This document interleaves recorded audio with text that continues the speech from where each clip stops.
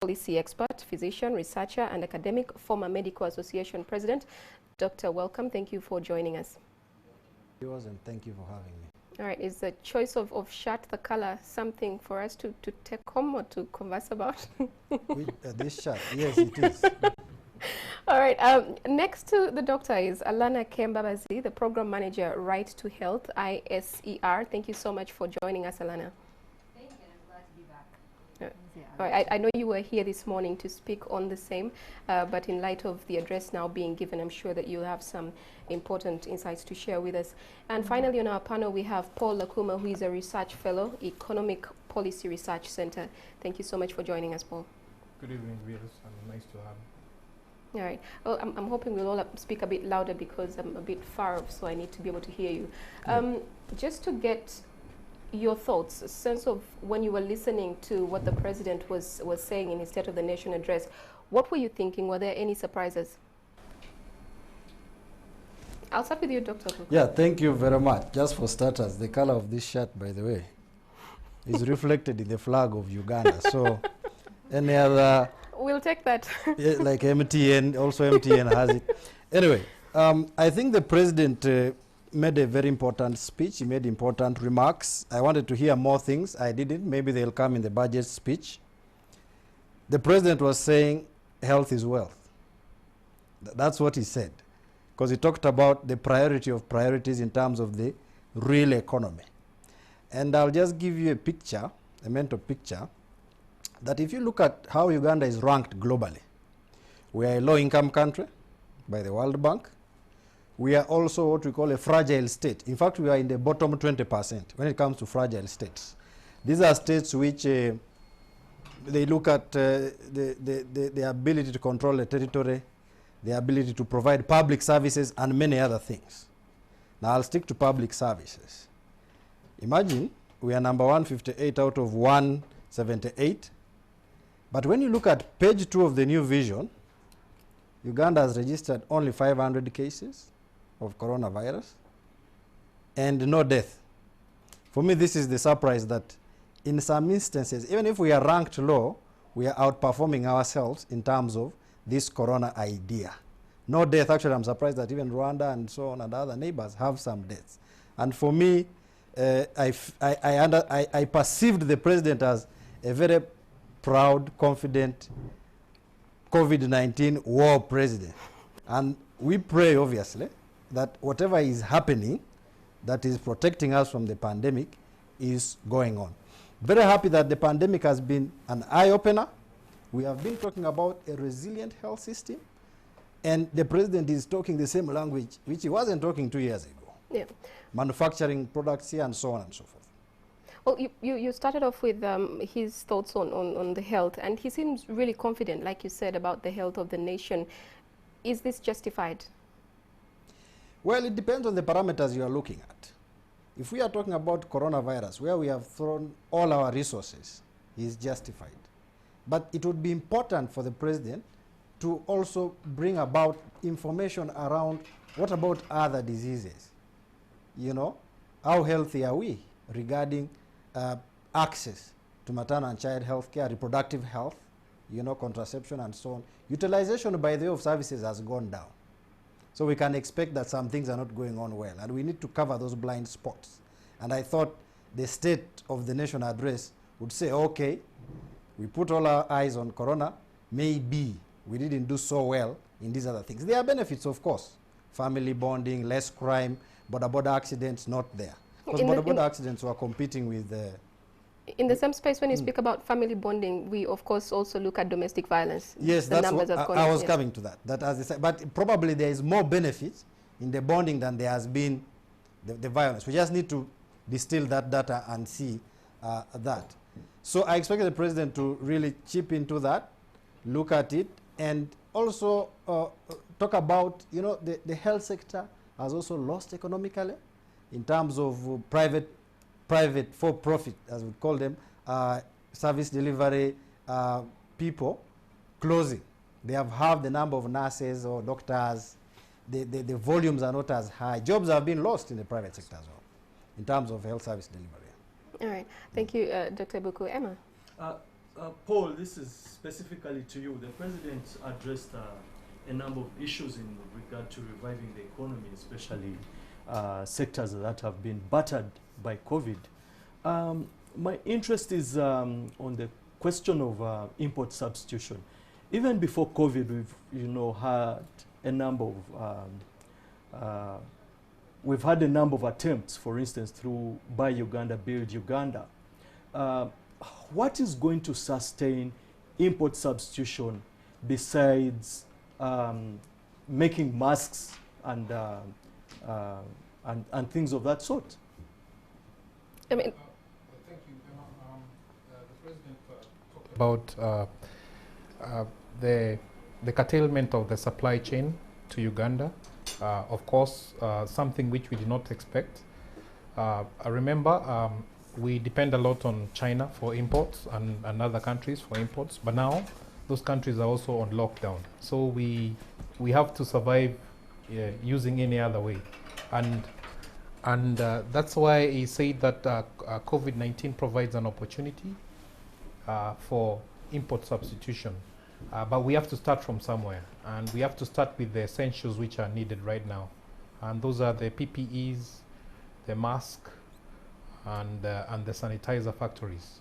And then build from there.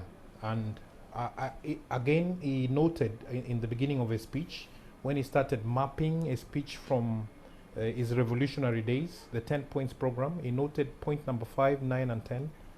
5 being building a strong integrated economy, 9 being cooperation with Africa, and 10 a mixed economy. Mixed meaning both private and public.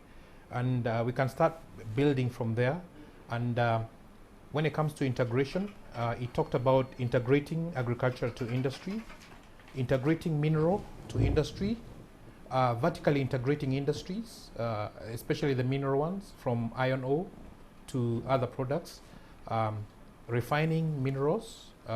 He talked about how we started with refining gold, and also some form of protection. He talked about protecting uranium, which belongs to Uganda, given our strategic energy needs in the future.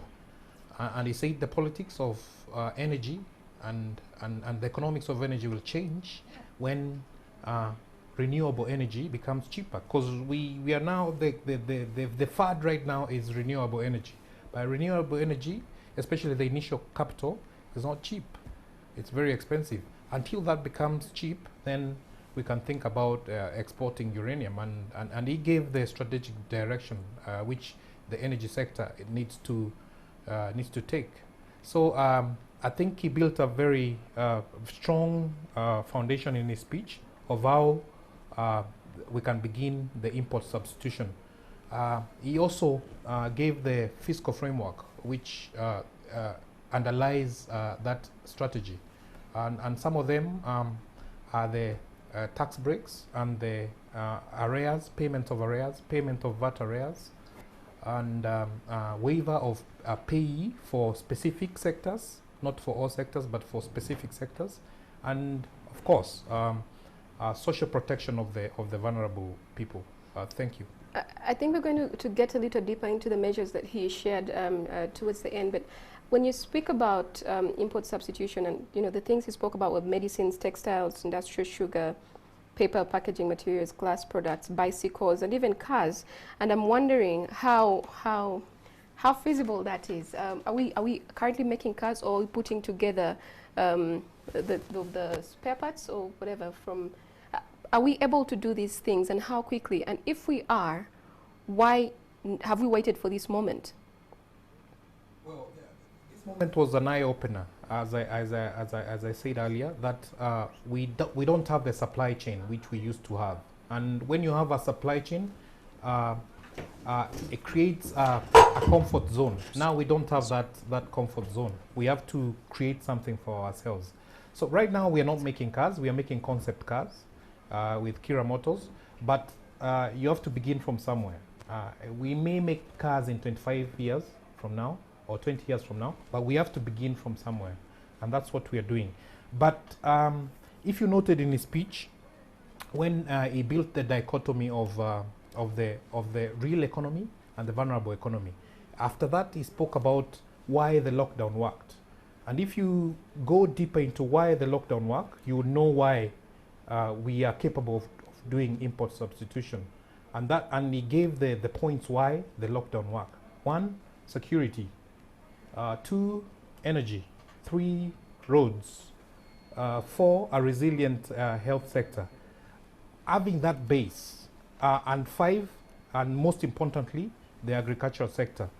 Having that base, having food for the factory workers, having food for the country, being secure in terms of food, having the roads, having the enough energy, provides you with the base you need to do import substitution. We may not have everything in place right now, but we have the base. We have the roads, we have the security, we have the energy, and we have the health sector, and we have the food. So we have the base to begin with to do import substitution. Emma, just my last one on, okay. On that. Yeah. Import substitution requires that there's value addition. Yes. And it requires that the bottleneck of trade barriers is eliminated. I'll give you an example. The president talked about dairy products, and there's lots of evidence to show that it's one of the industries that has grown by leaps and bounds. But before even we got into the COVID problem, you recall Kenya was blocking our dairy products. We seem to have some kind of stalemate within the East African community, and we need to protect first and foremost those regional markets, even when we think about the question of import substitution and the ability for us to be able to, increase our exports. For instance, we have the DRC, which could bring on board a market of 87 million people. And we've not had the East African Heads of States Summit sit as a result of the border conflict between Rwanda and Uganda. How can we ensure that we protect the little that we have? How can we ensure that we add value to our products in this regard? Yeah, going back to the president's speech again, point number 9, at the beginning of his speech, at the preamble of his speech, when he was trying to map out the points in his speech, he pointed out point number 9 of the 10 points program. And that point was African cooperation with African countries. And I think the diplomacy and the politics of the region are going to change going forward. Of course, nations conflict, just like anybody, just like individuals and partners conflict. But we need to up our game when it comes to diplomacy. Make sure we consolidate on the gains we have made, but also work on the weaknesses we have in the region so that we can have, first of all, security in the region, and then we can talk about business in the region. So I don't see any problems going forward. I see only opportunities going forward. One of the things that the president spoke about was we had only 2 factories making sanitizers. Now we have 107 factories. Factories are expanding. Masks, we have mask making factories and so on and so forth. If we look into the future, for how long shall we masks and sanitizers? Is it sustainable? Yeah, first of all, I need to correct. I think the 107 was not for sanitizer, was for PPEs. PPEs, I think, and then 10. It was for sanitizers. Sanitizer? Yes. All right. Yeah. First of all, you have to deal with the emergency and the opportunity provided by the emergency. So we had to re-engineer. Even the factories making PPEs and sanitizers and masks are not originally built for that. They were just re-engineered to respond to the crisis. I think that's also possible. The reverse engineering of that is possible going forward to do something else which is marketable in the future. But for now, this is what is demanded by the market, and it looks more viable and a right choice to make as a factory. Also, re-engineering these factories is not easy. Like I'm told, Kira Motors was trying to re-engineer its plant to start making ventilators. It's not easy to do this even in developed countries like China and the US and other countries, but we have succeeded to some extent. And I think reversing that, the reverse engineering of that, it's not that hard if you can do it going forward, and you can go backwards also. All right. Alana, I want to get your thoughts on what the president, what's the State of the Nation address that he gave about a couple of minutes ago. And in giving those statements, I would also like you to speak about social protection. I know the president only hinted at it when it came to food. So I'm thinking it's a lot bigger than that, and I'd like to know what your thoughts are in general on social protection. Yeah. I think maybe unlike my neighbors, I am a lot more disappointed. Today morning I said we were hoping for a state of a change nation. Today is the day that so many Ugandans got up. If you're coming from Entebbe, you had to think about how you're going to get 16,000 shillings to go and come back without even... Alana, do you want to be a bit louder, because the mask is also masking a bit of... without even being sure that you'd be able to like earn something. And we're coming out of this lockdown, and before the lockdown, we were 1 in 5 Ugandans who are extremely poor. The numbers have gotten up, right? And it's undisputable. It's happening worldwide, but it's especially happening here. And we really just wanted to see that he could give us, you know, a concrete plan on measures that are going to affect the lives of ordinary Ugandans. Like you said, he began to hint at social protection, so he's talked about food going on, but food hasn't reached everywhere, and I don't even know that that's what people say they need. For example, persons with disabilities have often been left out. Nudipu right now is the one going out and giving food to vulnerable persons with disabilities. He talks about the the boda people and the saloon operators being able to get sort of low, you know, just affordable capital of sorts. It's not quite clear. You can see from how he drafted that it's still like a vague idea, which they're consulting, Operation Wealth Creation.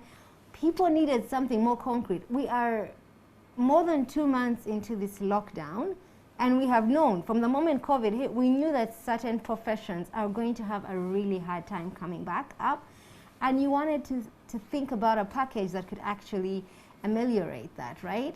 And when you think about it, you know, my neighbor is right. In a lot of ways, he's focused on stimulating supply, right? We'll have more factories, we'll do this. But you have people to stimulate demand, and demand comes from people being able to have some money in their pocket, right? And I think social protection programs, beyond being a basic human rights thing, having these safety nets is also good for the economy. The World Bank, IMF, they all acknowledge this. We were hoping we would see something that is more concerted. I thought he would come today and say, you know what, we've often ignored this particular aspect, but COVID has revealed the importance of that. Nowhere did he say that, right? You can still say he still has the same mindset where he says, but we don't want people to be dependent, as though people just voluntarily want to be the recipients of this. And social protection in Uganda has been a controversial issue. When you talk about it, you talk about NUSAF, or you talk about SAGE, very few programs here and there. He talked about, I think, did you talk about youth empowerment? I have to remember. They're often underfinanced, donors threaten to pull out, they're not sustainable. For a program, you know, like SAGE, if it had been, for example, significantly expanded, SAGE is how people are able to pay for healthcare, contribute to households. It actually gets back into the economy.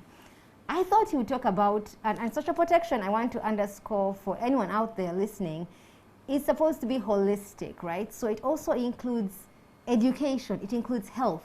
He was silent about education. In fact, education is in crisis in this country right now because, you know, the learners, depending on where you are, you have not been learning at all, given how convoluted and disorganized the distribution of learning materials has been. Then you're saying finalists are going to start, then they don't start, then the private schools are saying we cannot handle these measures. There are lots of, and even the staff like the lecturers and so forth, who are now just being told, well, we don't know when things will come back to normal. So now you also have highly educated people that are going to get unemployed. So I thought he would talk about that. I was shocked by the omission of that. And when it came to health, he talks, you know, he gives platitudes, you know, saying, when I had him say, well, I attribute it also to health. For example, he said the scientists should be paid more.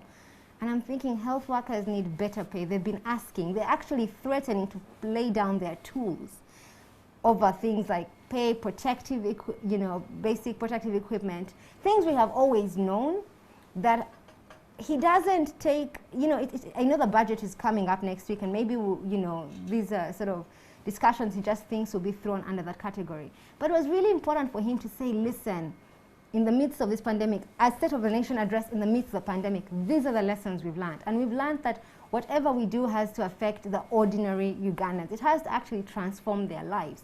And I'm wondering, for the person right now, the person, like I said, who has had to spend 16K to board just to come to Kampala from Entebbe and go back, what is their takeaway from this? How is this really going to impact their lives in a significant way? And the other mission was, of course, around the legislative agenda. Usually in the State of the Nation, they say the bills that are being passed. It was a good time to talk about national health insurance, because that is definitely a way in a form of social protection, but also a health financing mechanism.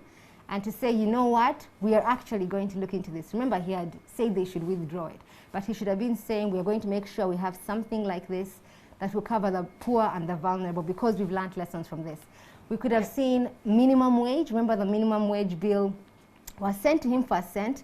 He hasn't, he's just kind of left it there, right? So being able to see some of these things on the legislative agenda is important. I think even legislation around food. And on the food issue, beyond distributing, he boasts about the fact that the people in the villages he has called tell him they all have food, it's not a problem. I think that depends on which villages you're calling. If you're calling the West, yes. But I was in Busoga at the end of last year, where there was actually food insecurity. The North has always had food insecurity. What is happening right now? And when you talk about supporting agriculture and so forth, how much of that is going to get back to the ordinary Ugandans, right? Whether it's subsistence farmers, because you do need them, you do need to have subsistence farming. Beyond sort of supplying food to everyone, you need to be able to make sure people can actually grow food in particularly hard-to-reach areas like Amudat and so forth. Like, what's happening there? So I think it was a stopgap measure. But the challenge is we've been having stopgap measures. He has addressed us so many times on the COVID response, so he's been giving us stopgap measures. So I thought by now, Cabinet and him would have sat and said, you know what, this is the plan, and this is really pivotal, because we are also transitioning into NDP 3. An NDP that was written before this pandemic hit. An NDP which still showed that financing to these social sectors will be left to the private sector. An NDP that still said, you know what, we are going to prioritize, like he's always said, manufacturing and all of that, without actually questioning about the trickle-down effects on this. And so we expected a bit more.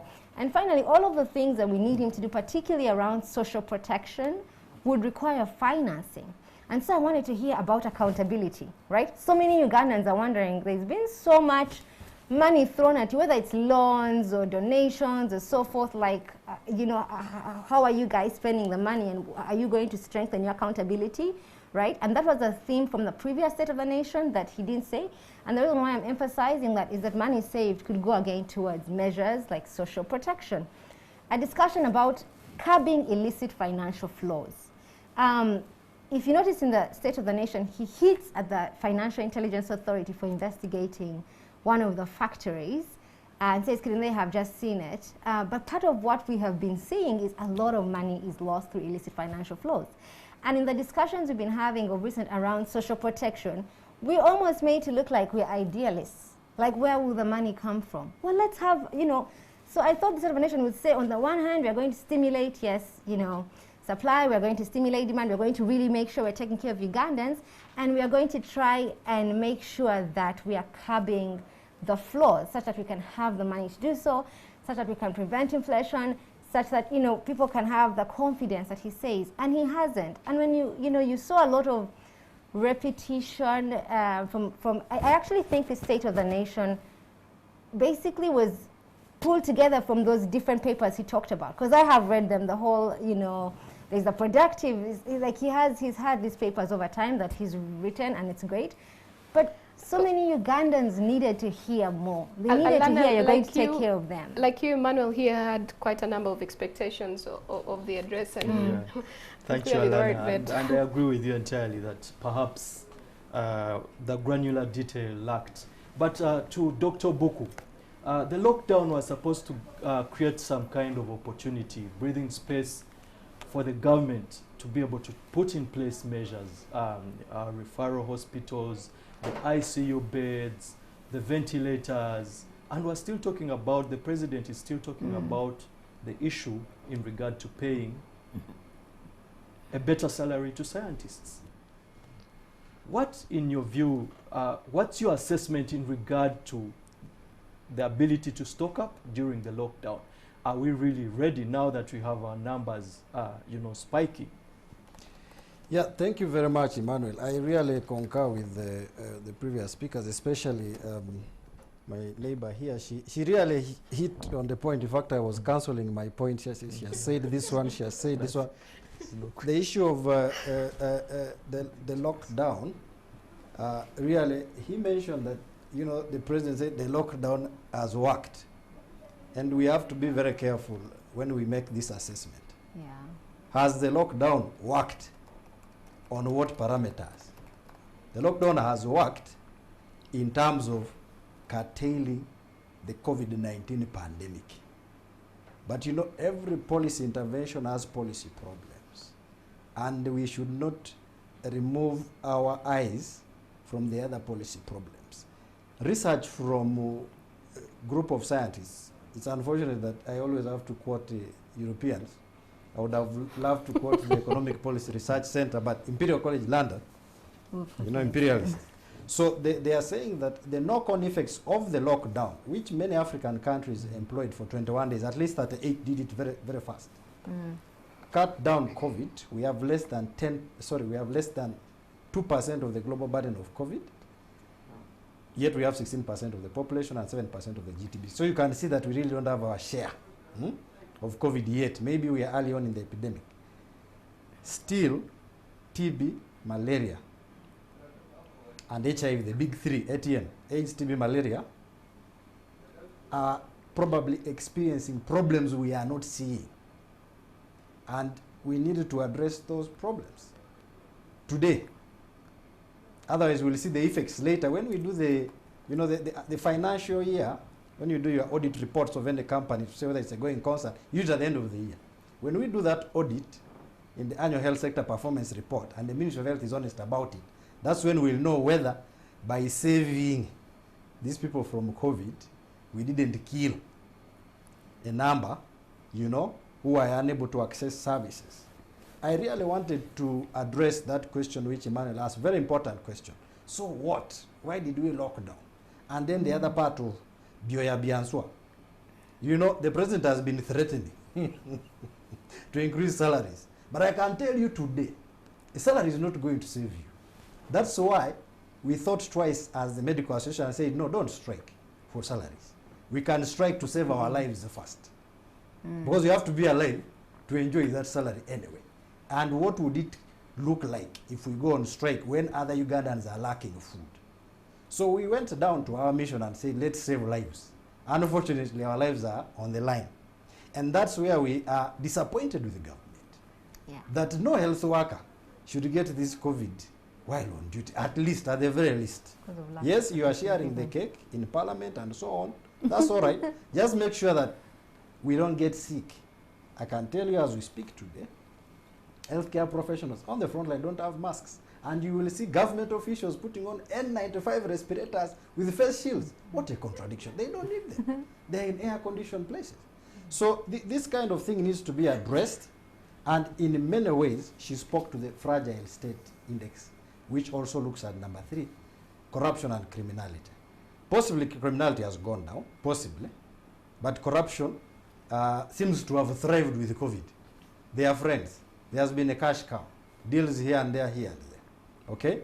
And it has also permeated to the health sector. I will tell you something. Yes, I've just seen a recent publication supporting the use of masks. Isn't it?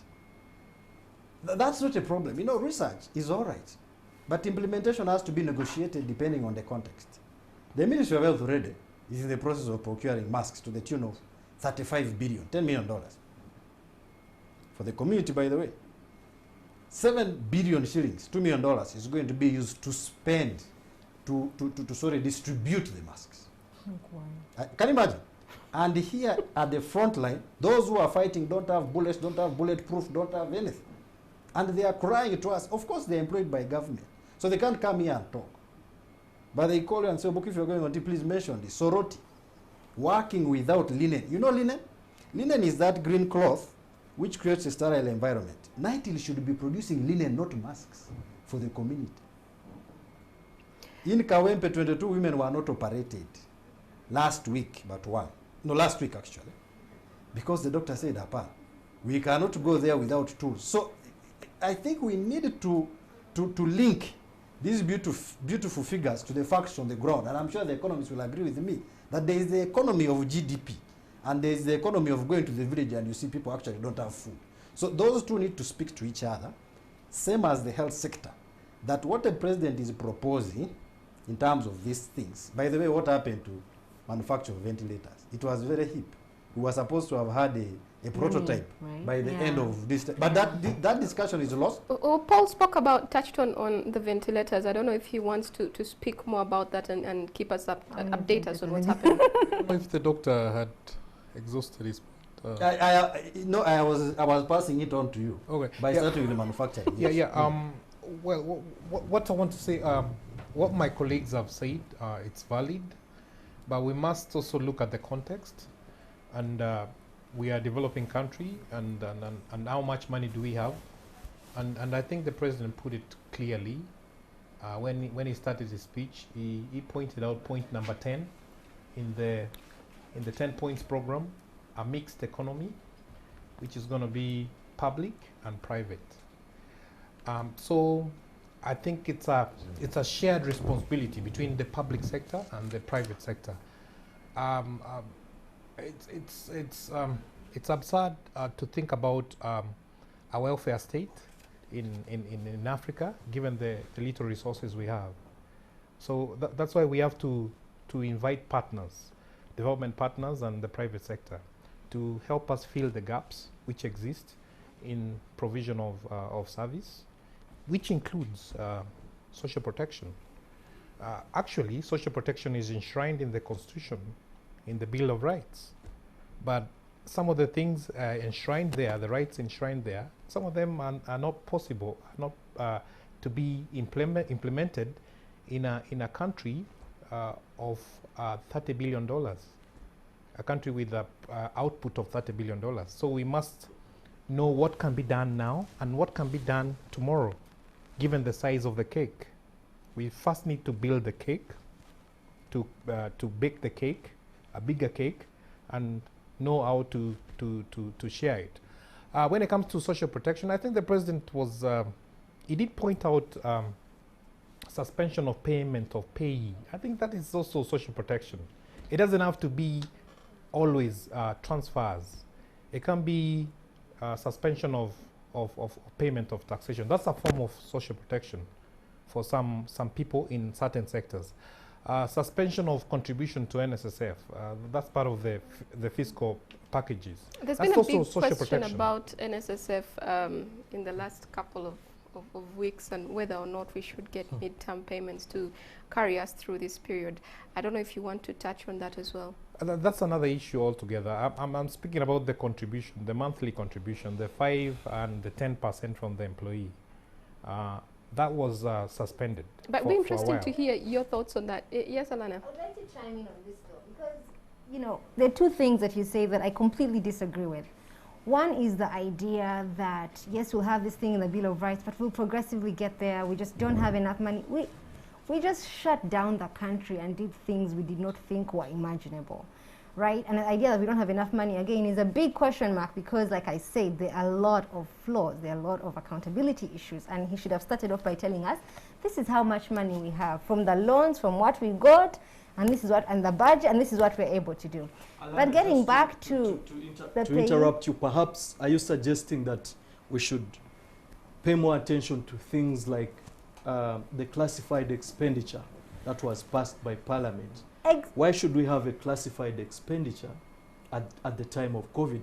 Do we have a threat from a neighboring country and Yeah, things of exactly. that I sort? think for me it's really a question of prioritization. And like I said, this is a moment where you've said, usually so people can, you know, you're against a welfare state, but you're at a point where people, things are not functioning as they used to, or what we had was broken, but this is even more broken, and people can't take care of themselves, and that is the role of the state. And so what do you prioritize at this moment, right? And that's where the question you have around some of the classified expenditures and how money is being spent are really issues of prioritization.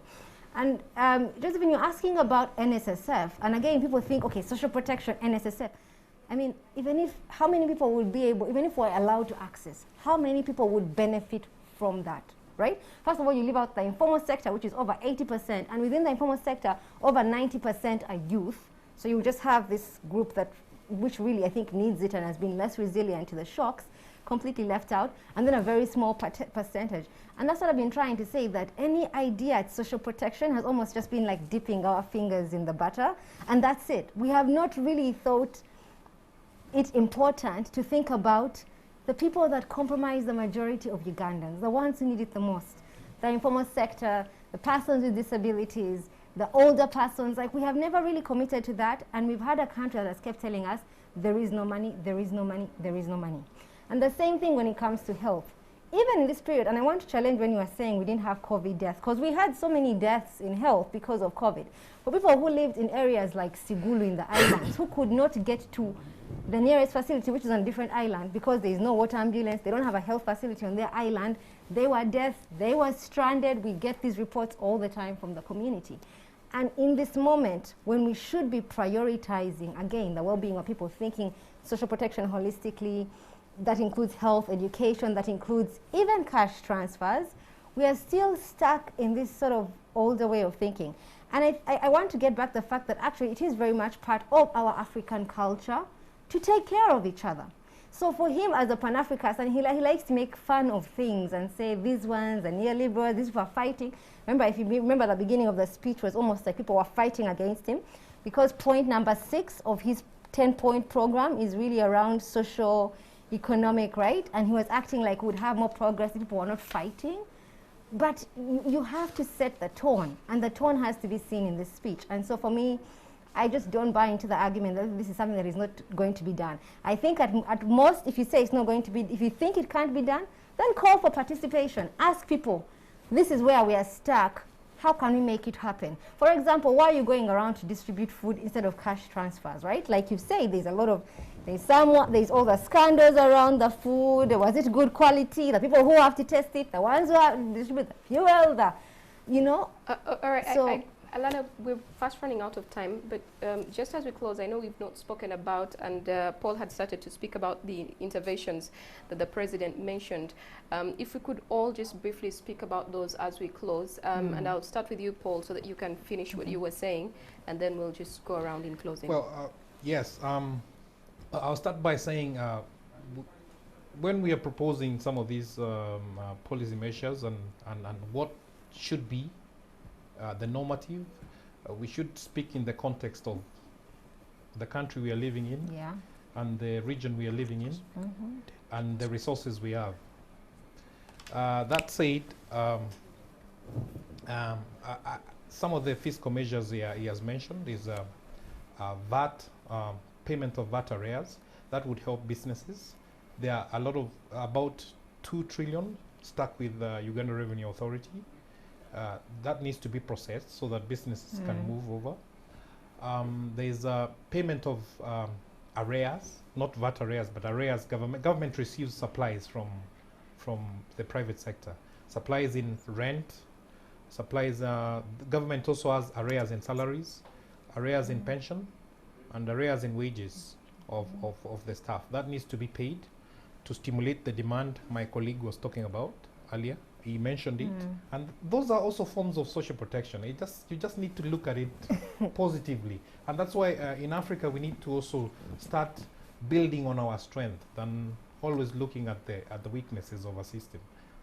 Look at the strength of a system and the measures the President had mentioned. Some of them are not direct social protection, but in context, it is social protection. He spoke about rent. that landlords are not allowed to chase people. What is that? Is that not social protection? In a way, it is. How practical is that? Because we've Thank you. actually had on the ground Yeah. people, getting harassed by their landlords, and It's most of the happening. people we spoke to earlier, so there don't seem to be actual measures you can touch, Right. and say, No, there's a suasion from the president. Like when he made a statement that the telecommunication companies need to come in to chip in and provide help during COVID-19. We saw MTN, the Airtels of this world, chop tariffs. They were not obligated to do it, but given that it came from the president, they did it. Sometimes some of these things don't need policies. It's just a matter of suasion, moral suasion. Thank you. all right, Um, Alana? Yeah, I wanted to really hint at something you said. You talked about, for example, saying they cannot evict tenants. I have a friend who was actually evicted this week. If you're not addressing the landlords by actually thinking through how they're going to get some money, and either or pass something that is more solid than you, just sort of saying it wishy-washy, it is not really sort of happening on the ground. But I looking at some of the things he said, for example, he decides they're going to defer pay as you earn. They could decide to reduce pay as you earn. We're going to be living with COVID for a while, and the effects of COVID for a while. Pay as you earn has always been a sticky thing, right? So just deferring the payments means you still have to pay. I disagree with him when he says, for example, he said they are going to pay, government is going to pay what it owes. If you pay me what you owe me, are you really providing for me a social safety net? So I think we need to be sort of a bit more critical about this. I did think, sort of capitalizing UDB, of course, the UDC, and also the stuff you said earlier on about UDB, I think those are great.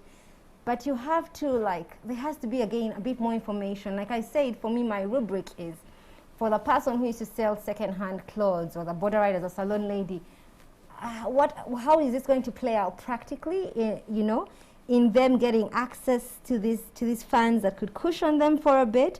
And I think that's the part that was, maybe we will see, maybe he will elaborate upon it later on, because it was a long, there were just a lot of things that he was trying to do.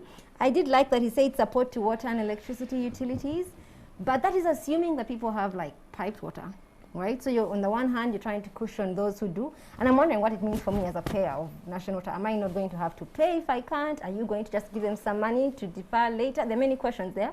But unlike the last State of the Nation, he actually said his target was really to expand access to water, even around borehole points, right? Because there's so many parts of the country, and I'm trying to figure out the actual data. He said there were only 65,000 boreholes in Uganda, and it was a problem, and he was trying to make sure there was one water source per village. Borehole or piped water was something.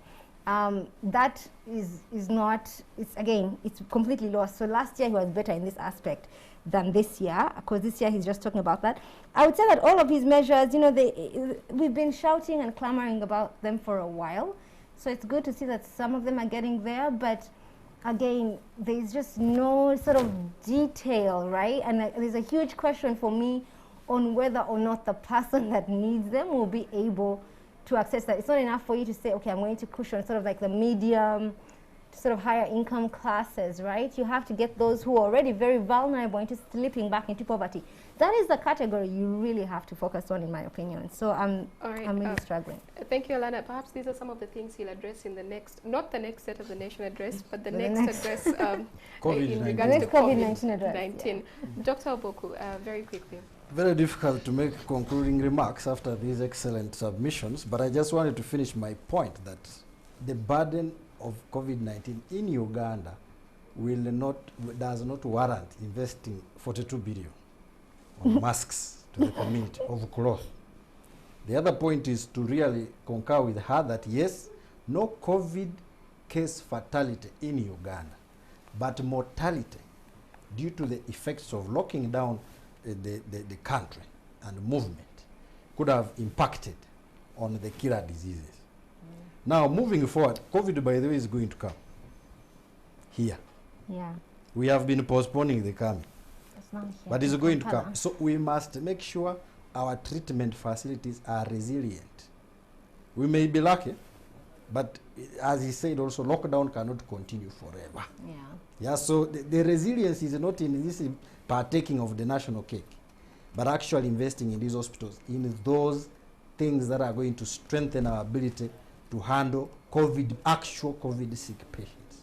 Moving forward, what I wanted to hear, or I want him to address, is employment. I'm telling you, there are many young doctors out there who have no jobs, who have lost jobs in the private sector. COVID-19 has told us that there is market failure. And in terms of social services, governments must come back. More government. Look at the US, they were crying. They had forgotten to handle basics in health. Yet theirs is the most expensive health system, but many people cannot access care. So employment for the youth. Doctors. They employed some in Cavalry, by the way, where I come from. And they didn't pay them. They didn't give them accommodation. And these are COVID-19 doctors. They have to address that inequity. How come parliamentarians can withdraw money very fast? But the ones who are paying doctors who are employed, they tell you, you know, public service and all this kind of thing. Investment in health. I read in the newspaper, I think, 2.8 trillion budgeted for health and 5.8 trillion for roads. Apana. We already have excess electricity. Please, health is wealth, and my government must invest now directly into health. This national ambulance system, it could have helped transporting people, and we don't need to buy ambulance systems. They are already all over the place, including MPs give ambulances. So can we have a coordinated mechanism of bringing this in the same pool? And then finally, obviously, my pet subject. I think Mr. Museveni needs to finally, in this budget, pay doctors and scientists that money is always talking about. If it is there. If it is there somewhere, because we see it with other people, but somehow it does not reach healthcare professionals. We are not very good at lobbying. We are busy in theater, saving lives. So we cannot argue all the time. He has mentioned it, he has seen it, everybody has seen it. I'm not saying we shouldn't take care of others, but if money is there and you are dividing it, please, doctors still have pockets and bank accounts. Thank you. Thank you so much, Dr. Mpuku. I know, Emma, you've been itching to speak about debt or to ask them a question, but our time is fast spent, but I'll let you wrap us up. Just quickly to wrap it up. I think for me the other very important question is the question of borrowing and debt. And to be very specific, during the lockdown, we borrowed money from the IMF. I think it's very important to ensure that each penny is accounted for, but more, the president also spoke about the neo-colonial footprint in Africa. And many times we turn a blind eye to China and its hegemonic interests on the continent. Now is the time. If China is really our friend, we know we borrowed heavily, for instance, in the oil and gas sector and hedged our bets that we'll have commercial production. Now is the time. Just like some years ago, under the highly and poorly indebted countries, HIPC were forgiven, debt was forgiven for poor countries, including Uganda. We make this impassioned plea to China, if China is really our friend, to waive the debt that we have with them. Thank you. Well, thank you very much, Ma'am Taizo. I think you're asking for too much, but all right, we'll take that in good faith. Thank you so much, Mr. Paul Akuma, Alana Kembabazi, and Dr. Bukwe Kwari. Thank you for taking the time to speak with us. And that brings us to the end of our live coverage of the State of the Nation address. Keep it NTV for more quality programming.